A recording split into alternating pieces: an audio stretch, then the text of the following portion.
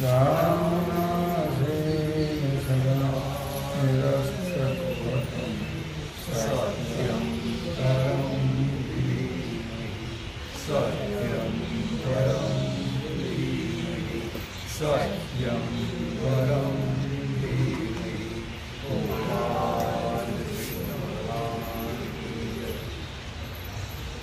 मगदाविले निजेने एके ब्रह्म अळविले कवतिके मागा असत ठाके पुरावले. भगवान सिद्धेश्वराच्या असीम कृपेने श्री रुक्मिणी पांडुरंगाच्या चरणाजवळ बसून श्री सद्गुरू ज्ञानेश्वर महाराज, श्री जगद्गुरु तुकाराम महाराज, श्री संत एकनाथ महाराज यांच्या चरण सानिध्यामध्ये आपण सर्वजण मिळून महान ग्रंथराज ज्ञानेश्वरीच्या 17व्या अध्यायाच्या 333 ओळीचा आपण विचार करतो आहोत. मग दाविले निजेणे एके ब्रह्म अळविले कवतिके मागा असत ठाके पुढावले. भगवान श्रीकृष्ण परमात्मा अर्जुनाला सांगतो की अर्जुन, मग ज्या एका सांगितलेल्या म्हणा किंवा उपदेश केलेला जो मंत्र आहे, कोणता मंत्र होता तो? ओम तत्सत. या मंत्राने तो परमात्मा जर अळवला, करुणा भागली त्याची, तर त्याची स्तुती केली या मंत्राने, तर तो परमात्मा आपल्या वृत्तीच्या मागे अज्ञात असलेला तो एकदम पुढा उभा राहा आणि अपरोक्ष रूपाने तो ज्ञात होतो. म्हणून महाराजांनी म्हटले, मागे पुढे उभा राहे सांग आलिया आघात निवाराया. जर त्याचं मनोभावी स्तुती केली, स्तोत्र नामस्मरण करत राहिलं, तर तो भक्ताच्या मागे पुढे नित्य उभा राहून दुःख निवृत्ती, संकट निवृत्ती करतो आणि सांभाळतो. मागे पुढे उभा राहे सांभाळतो. मात्र त्याचं चिंतन करत राहणं फार आवश्यक आहे. आपण चिंता करत राहतो, चिंतन करत नाही, त्याच्यामुळे वेगळं होतं. मग चिंता त्याने करावी आपली आणि आपण त्याचं चिंतन करत राहू, म्हणजे आपली सगळी चिंता तो वाहतो. चिंतेने बरं नुकसान होते आपले. चिंता से घटी चतुराई, दुःख से घटी शरीर, पाप से घटी लक्ष्मी, कह गए दास कबीर. म्हणून आपण चिंता करायची नाही, चिंतन करायचे. नको चिंता करू कोण त्या गोष्टीची, माऊली आमुची पांडुरंग. नको चिंता करू कोणत्या गोष्टीची, माऊली आमुची पांडुरंग. आपली चिंता संसाराची चिंता तोची करी आमुच्या. आमच्या सर्व संसाराची चिंता तो वाहतो, पण आपण मात्र त्याचं चिंतन केलं पाहिजे, म्हणजे तो चिंता वाहतो. काही करू नका बाकीचं, तुम्ही सगळं पद्धतशीर होतं आणि तो पद्धत फक्त मात्र तत्चिंतनम तत्कथनम अन्योन्यम तत्प्रबोधनम, त्याचं चिंतन करत राहणं हे फार गरजेचं आहे. सतत हरी बोला नातरी आबोला.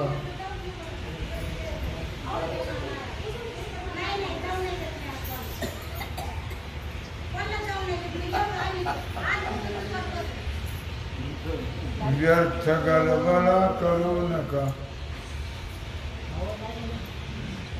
हरी बोला ना तरी अबोला. चिंतनाला फार महत्व आहे लक्षात. नाही ते बाकीचं बोलू नका म्हणजे अबोला. हरी बोला ना तरी अबोला. आपलं तसं कुठे. आपल्याला किती संतांनी अवतार घेऊन सांगितल्यावर आपल्यावर परिणाम होत जातो. मला नाही वाटत. तुकोबाराय गेले, ज्ञानोबाराय गेले, नामदेवराय गेले, नाथराय गेले, सगळे गेले उपदेश करून करून करून करून. पण माणसं काही सुधारले नाही. सुधारणं शक्य नाही. सुधारणार नाही.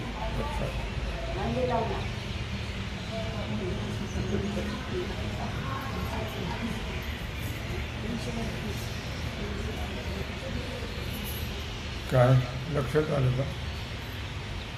म्हणून आपण फक्त चिंतन करत राहायचं. बाकीचं बोलण्याने फल मिळतं का चिंतनाने फल मिळतं हे तुम्हाला कल्पना आहे वाटतं नाही का? तरी पण आपण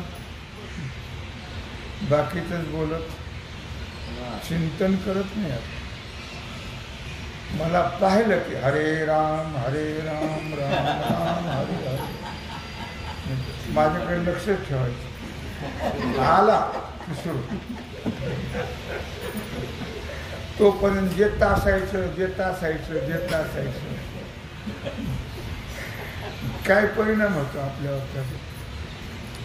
जे भगवान सांगतात ज्ञानेश्वरीमध्ये त्याचा आपल्यावर किती परिणाम होतो. अवघड गोष्ट आहे का सोपी आहे? अवघड आहे. मग दाविलेने जेने एके ब्रह्म अळविले कौतिके मागा असत ठाके पुरावे.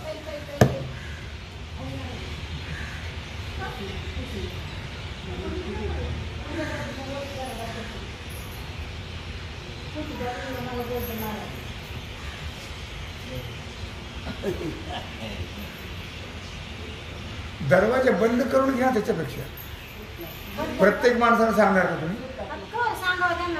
काय कावर सांगा. येण्याचं बाज आहे पेण्याचं पाऊस.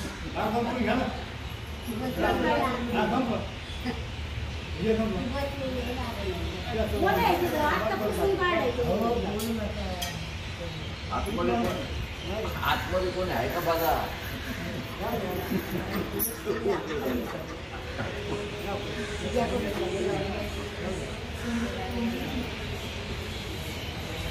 मग दाविलेने जेने एके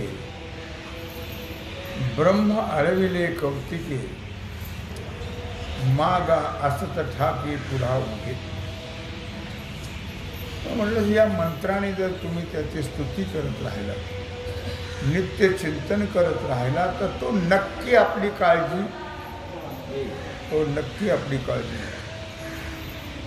पण मात्र चिंतन करणं महत्वाचं आहे. चिंता करायची नाही.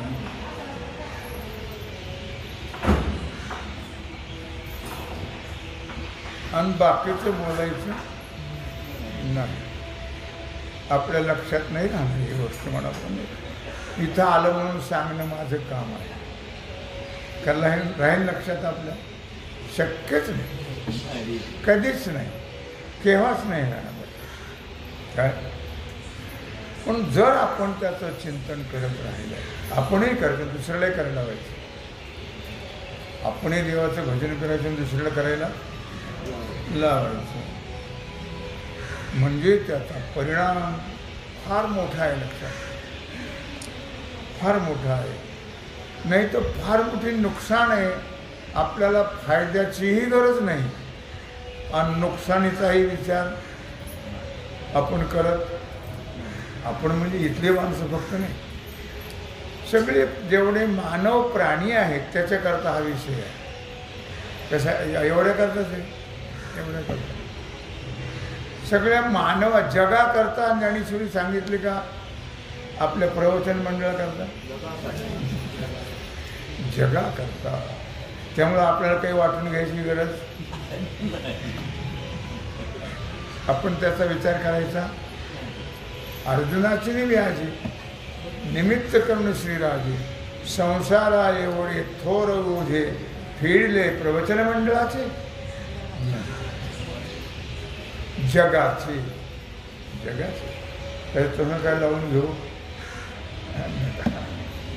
हे सगळ्या जगाकरता बोध आहे, हे आपल्याकरता नाही आहे. लक्षात म्हणजे आपण त्याच्यात आलोच ना.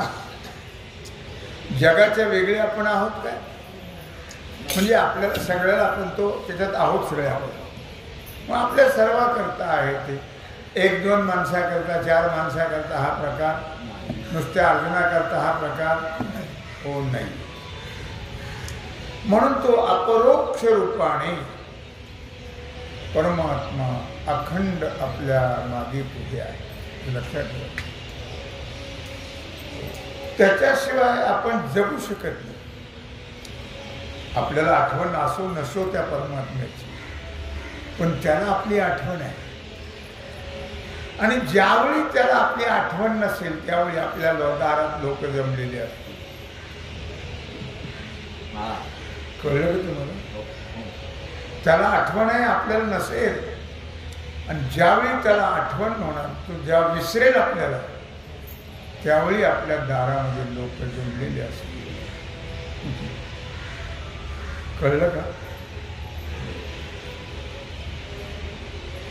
परी निगमाचळ शिखरी उपनिषदार्थ नगरी आहाती जे ब्रह्माच्या एका हरी तयासीत कळे. परी निगमाचळ शिखरी उपनिषदार्थ नगरी आहाती जे ब्रह्माच्या एका हरी तयासीच कळे. परंतु या मंत्राचं रहस्य कळण्याकरता, त्याच्याकरता सुद्धा आपला अधिकार पाहिजे, आपली योग्यता, असं भगवान म्हणतो. की या मंत्राचं जे महत्व आहे ते कळण्याकरता आपली योग्यता पाहिजे, आपला अधिकार पाहिजे. जे पुरुष वेदरूपी पर्वताच्या शिखरावर असलेलं जे उपनिषद,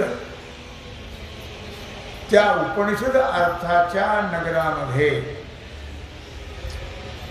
परब्रह्माच्या एका ओळीत बसलेले आहेत.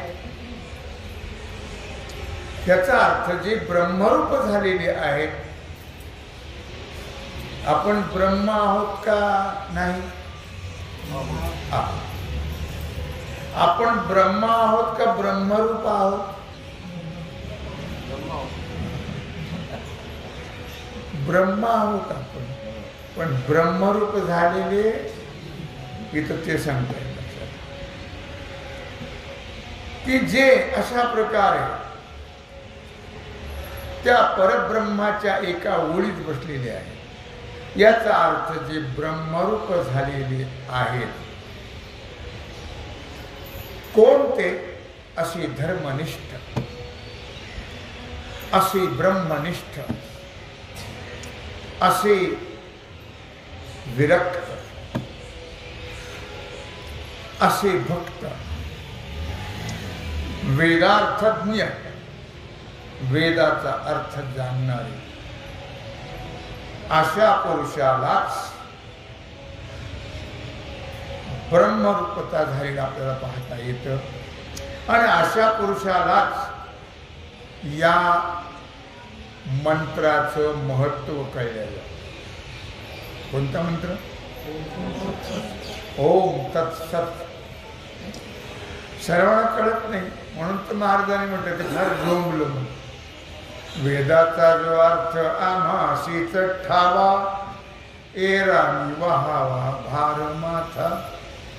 हे शब्दाचा फार मोठा डोम पाझळ या शब्दाचा त्या काळामध्ये भयानक झालं. या शब्दामध्ये भयानक केलं. वेदाचा जो अर्थ अमासित ठावा एराणी वहावा भार मात बाकीच्याने फक्त हमाली करावी वेदाचा अर्थ फक्त आम्हालाच कळतो महाराज म्हणून म्हटलं या ठिकाणी की वेदार्थ त्या वेदार्थामध्ये जे कुशल आहे पण ते कोण ते धर्मनिष्ठ पुन्हा कोण नामनिष्ठ पुन्हा कोण ब्रह्मनिष्ठ धर्मनिष्ठ नामनिष्ठ शब्दाला फार किंमत आहे या अच्छा मी बोलतो ते शब्दाला काय ब्रह्मनिष्ठ धर्मनिष्ठ नामनिष्ठ विरक्त भक्त या सगळ्या शब्दाला फार किंमत आहे बरं. आणि वेदार्थज्ञ वेदाचा अर्थ ज्यांना कळतो ते अशा पुरुषांनाच ओम तत्सत या नामाचा अर्थ कळतो आणि या नामाचं महत्व त्यांना कळतं. सर्वांना कळणे इतकं हे सोपं हो तर इतकी विशेषणं लावली म्हणून धर्मनिष्ठा पण पाहिजे नामनिष्ठ पाहिजे ब्रह्मनिष्ठ पाहिजे विरक्त पाहिजे. विरक्त म्हणजे संन्यास घेतलेला नाही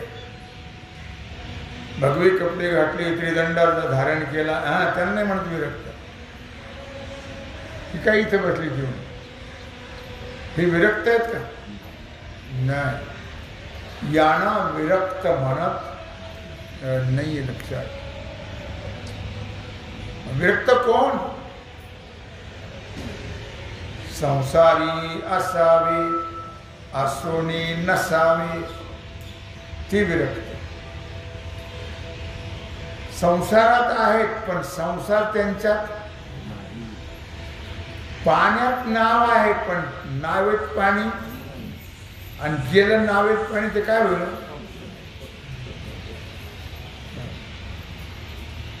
मग का बुडतात हे लोक हे संसारात राहताना संसार यांच्यात असतो म्हणून ते बुडतात ते बुडलेलं या लोकाला पाहवत नाही. बुडते हे जन न देखावे डोळा हे तुमच्या कळवळा काय करायचं येतो कळवळा म्हणून या का त्यांच्या कळवळ्याची जाणीव आहे लोक बुडणाऱ्याला त्यांच्या कळवळ्याची बुडणाऱ्याला जाणीव ओ नाही लक्षात. म्हणून म्हटलं या ठिकाणी परी निगमाचळ शिखरी उपनिषदार्थ नगरी आहाती जे ब्रह्माच्या एका हरी तयाशीच कळे. मग एवढी विशेषणं ज्यांच्या ठिकाणी आहेत धर्मनिष्ठ नामनिष्ठ ब्रह्मनिष्ठ विरक्त आणि पुन्हा भक्त. भक्त भक्ताची व्याख्या सोपी नाही नसतात. भक्ताची व्याख्या फार अवघड आहे आणि वेदार्थ ज्यांना कळतो असे. भक्ताची काय व्याख्या आहे बरं आहे मला माहिती आहे भक्ताची व्याख्या.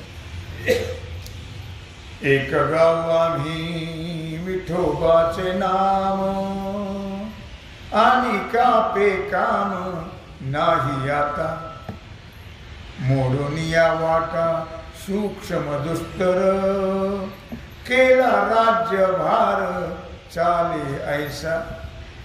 ही भक्ताची व्याख्या आहे. तुम्ही म्हणाल तुम्हाला काय आम्ही सांसारिक माणसं आहे. तुकाराम महाराज कोण होते नामदेवराय कोण होते नाथराय गोरोबा काका चोखोबाई कोण होते संसारिक होते नाही का. मला वाटलं आपणच आहेत काही. मग ते कोणीकडे भोगल्या घेऊन पळत नव्हते. एक गाव आम्ही भक्ताची व्याख्या ही लक्षात ठेवा.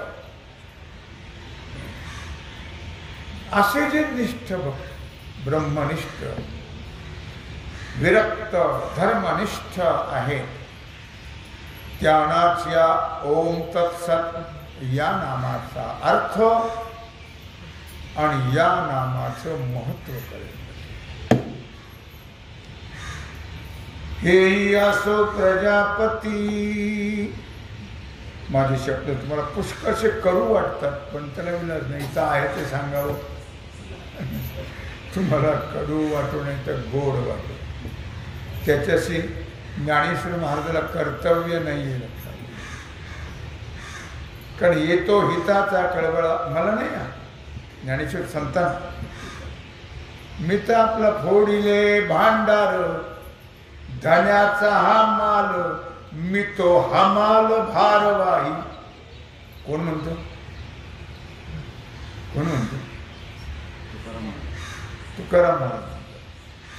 काय तेव्हा हेही असो प्रजापती, शक्ती जे सृष्टी करीती. मी सांगतो तुम्हाला. तू काय सांगतो मातीन दगडी, तुला काय येते? तुम्ही महाराज लोकांचं आहे का? मी सांगतो तुम्हाला. तू काय सांगतो? स्नारबराय सांगतात म्हण, तुकोबराय सांगतात म्हण, नाथराय नामदेवराय सांगतात. मी सांगतो तुम्हाला. तू काय सांगतो मातीन, तुला काय येतं? हे वजा कर आणि मग तू सांग. कळलं का? काय कळलं?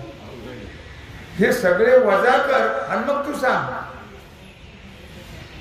मग आम्ही तुझी पाठ ठोकतो. कळलं का? कळलं म्हणजे बघ. हेही असो प्रजापती, शक्ती जी सृष्टी करीती, ते जया एका आवृत्ती नामाची आहे. जाऊ द्या, ते फार वर्णन करायला नको. तुम्हाला कल्पना आहे. ब्रह्मदेव भ्रमिष्ठ झाला.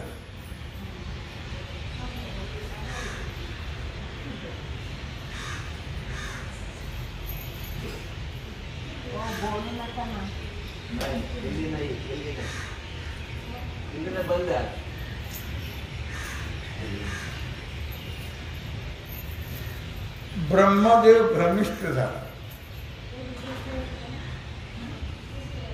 ब्रह्मदेवाला काही कळेना काय करावं.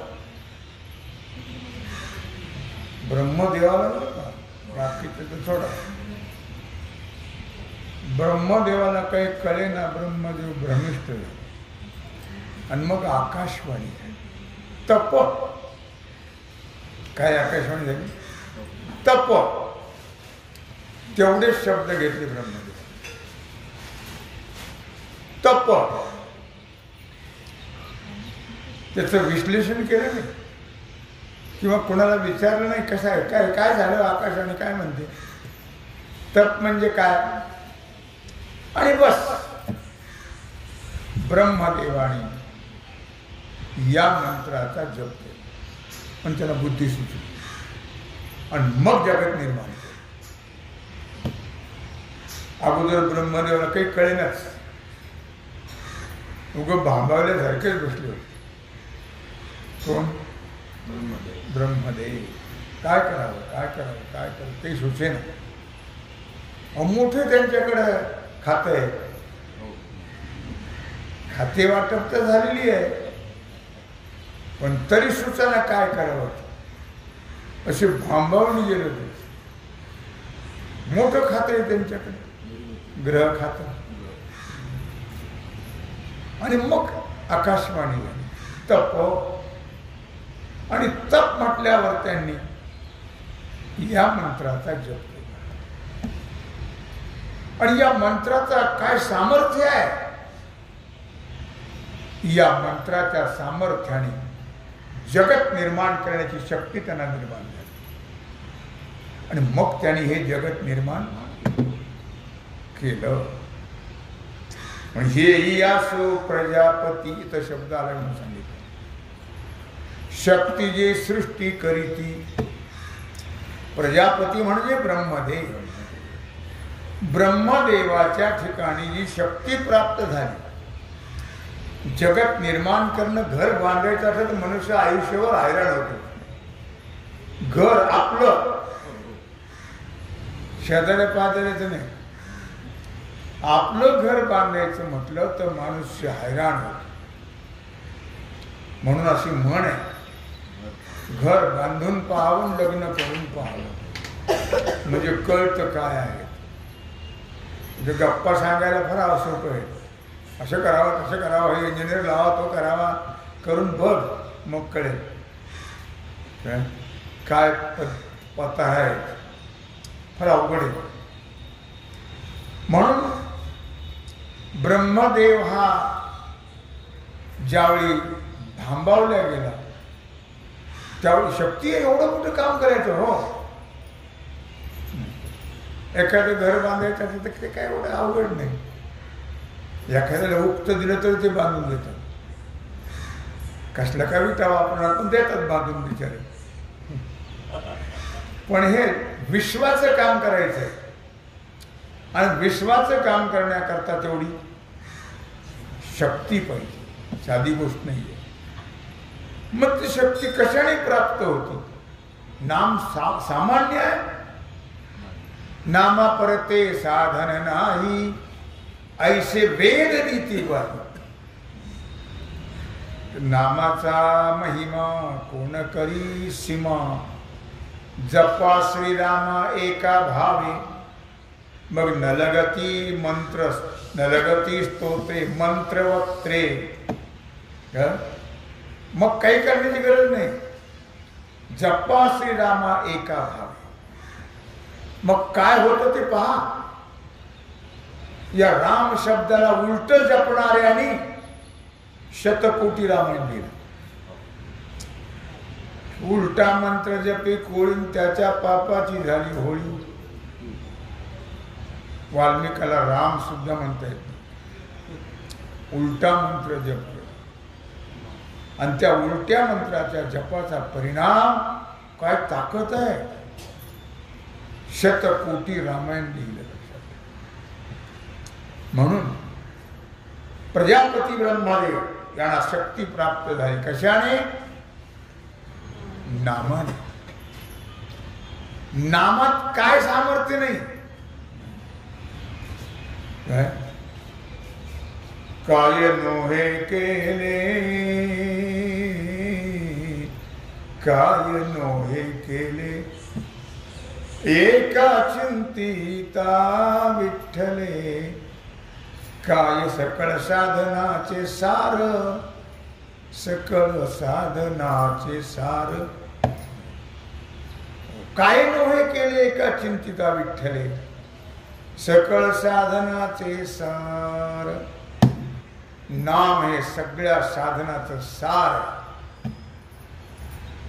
सर्व साधनामध्ये श्रेष्ठ साधन.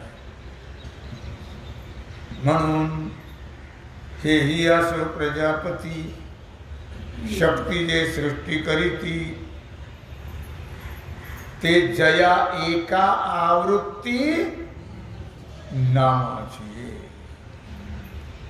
ओ त्याने तर म्हटलं ते नामाच्या एका आवर्तनाने. आवर्तन कशाला म्हणतात माहिती ना का? नाही माहिती. आवर्तन कशाला म्हणतात?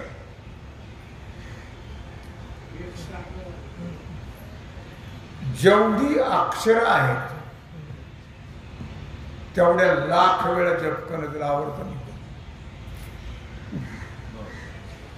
गायत्री मंत्राचं आवर्तन करणं म्हणजे काय करणं? तीनदा म्हणून अर्घ्य देणं. पुरस्चरण कशाला म्हणतात? त्या पुरस्चरण किती ह्याचं आहे? गायत्री मंत्राचे किती अक्षर आहेत? किती जप करावं लागतं म्हणजे त्याचं आवर्तन होतं? 24 लाख. कळलं का? एकदाच म्हणलं काय ब्रह्मदेव ते जया एका आवृत्ती नामाची आहे. ब्रह्मदेवाने दुसरं काही बोललेच नाही. नाम नाम नाम ओम तत्सत या नामाच्या आवर्तनाने म्हणजे पुन्हा तेच तत्चिंतनम तत्कथनम अन्योन्यम तत्प्रबोधन तेच तेच केल्यानंतर जी शक्ती सामर्थ्य प्राप्त होते. मारुत्र्याने काय आणलं होतं? लक्ष्मणाला शक्ती लागली तेव्हा द्रोणागिरी. त्यांनी काही बदाम खाल्ले होते का खाली खोबऱ्याचं लाडू डिंकवड्याचे? मग एवढा द्रोणागिरी कसं काय आणलं त्यांनी? नामाचं सामर्थ्य. हो, दोनच अक्षर आहेत म्हणून सोडून कैलास का सर्व हे संपत्ती स्मशानात वस्ती रुद्र करी. हो, सर्व सोडलं त्या भगवान शंकराने आणि स्मशानात राहू लागले. पुन्हा ती उपाधी आपल्याला अडथळा निर्माण होणे, खंडन होऊ नये आपल्या चिंतनामध्ये. आणि तिथं काय म्हणत बसले ते? राम राम. राम शब्द मंत्र त्यांना कुठून मिळाला हे तुम्हाला मागे सांगितलं होतं मी. तेव्हा असं तात्पर्य मला सांगायचं काय आहे की आवर्तन म्हणजे तेच चिंतन करत राहणं अखंड, त्याला आवर्तन असं म्हणतात. आणि त्या आवर्तनाच्या त्या नामाच्या उच्चाराने केवढी शक्ती प्राप्त झाली त्याला, केवढी शक्ती प्राप्त. पै सृष्टीची या उपक्रमा पूर्वी गा विरोत्तमा वेडा ऐसा ब्रह्मा एकला होता. काय म्हटलं त्याने? पै सृष्टीची या उपक्रमा. उपक्रम म्हणजे काय? उपक्रम उपसंहार माहिती तुम्हाला? उपक्रम कशाला म्हणतात? उपक्रम म्हणजे सुरुवात. उपक्रम म्हणजे सुरुवात. सृष्टीचे आतने उपसंहार नाही. ते उपसंहाराचं काम त्यांच्याकडे नाही. सृष्टीची या उपक्रमा ज्यावेळी या सृष्टीचं निर्माण करण्याच्या पूर्वी वेडा ऐसा ब्रह्मा असं म्हटलं जातं. या सृष्टीचा उपक्रम, या सृष्टीच्या उत्पत्तीच्या अगोदरची गोष्ट आहे. म्हणजे ज्यावेळी ब्रह्मदेव जन्माला आले, कळलं ना? ज्यावेळी ब्रह्मदेव जन्माला आले त्यांच्या आईबापाचं नाव काय हो? तुम्हाला त्यांच्या आईचं नाव माहिती आहे? बापाचं नाही माहिती? नाही. केसकर साहेबांना माहिती आहे? ब्रह्मदेवाच्या आईबापाचं नाव काय आहे? तुमच्या आईबापाचं नाव माहिती आहे तुम्हाला?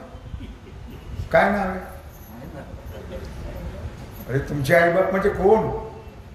परमात्मा आहे, लक्षात ठेवा. आय माहिती काय? तेव्हा ब्रह्मदेवाचे आईबाप होते परमात्मा. ज्याची या नाभी कमळी जन्म चतुरानन. काय? ज्या परमात्म्याच्या नाभी कमलातून ब्रह्मदेवाची उत्पत्ती आहे. आणि आईबाप कोण? परमात्मा. लक्ष्मी. परमात्मा आई आहे, बाप आहे. तुमच्या आमच्या आईबाप सुद्धा कोण आहे? तुम्हाला आईबाप निर्माण करतं काय तुम्हाला? मग वाण कशाला राहिले असते? मग कोण निर्माण करतं? माये जगन्नाथ बाप जगन्नाथ अनाथाचा नाथ जनार्दन. हे तर निमित्त मात्र येतो. पण खरा जर मायबाप कोण असेल तर तो परमात्मा आहे. आणि मग अशा प्रकारे प्रजापतीची उत्पत्ती कोणी केली म्हणाल तर परमात्म्याच्या नाभिकमळापासून उत्पत्ती झाली. कशा करता झाली म्हणाल तर हे देवते एकच आहेत. म्हणजे 3 रूप त्या परमात्म्याने धारण केले. ब्रह्मा विष्णू महेश. यांना आई बाप नाही आहेत लक्षात. हे कुठून जन्माला आले ते तसं नाही काही प्रकार. हे 3 गुणापासून 3 रूप धारण केली. त्याने शंकराच्या बापाचं नाव काय? तुझा बाप. शंकराच्या बापाचं नाव काय? भगवान शंकर, भगवान विष्णू, भगवान ब्रह्मदेव. पण शास्त्रामध्ये वर्णन आहे की भगवान विष्णूच्या नाभिकमळातून ब्रह्मदेवाची उत्पत्ती झाली. लक्षात. तर हे 3 गुणापासून 3 देव निर्माण झाले. म्हणजे 3 रूप भगवंतांनी धारण केले आणि या सृष्टीचं काम त्यांनी केलं. 3 रूप धारण करून ब्रह्मा विष्णू महेश हे 3 देव नाही आहेत. देव एकच आहे. पण जसं एकाच बाईला 3 नावं असतात. सुनाने आत्याबाई म्हणावं, मुलाने मड म्हणावं. मड कोण माहिती?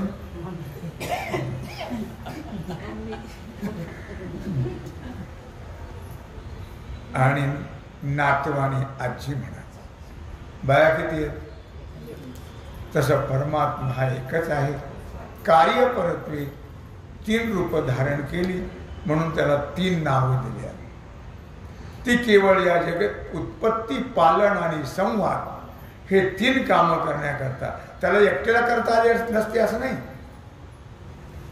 तरी पण जगत निर्मिती करतात हे 3 रूप धारण केले आणि भगवंताने ते कार्य केलं.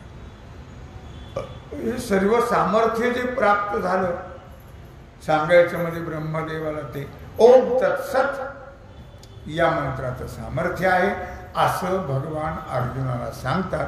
तेव्हा झालेली सेवा भगवत चरणी समर्पित करून राहिलेला जो सेवेचा भाग आहे तो आपण उद्या. कुंडली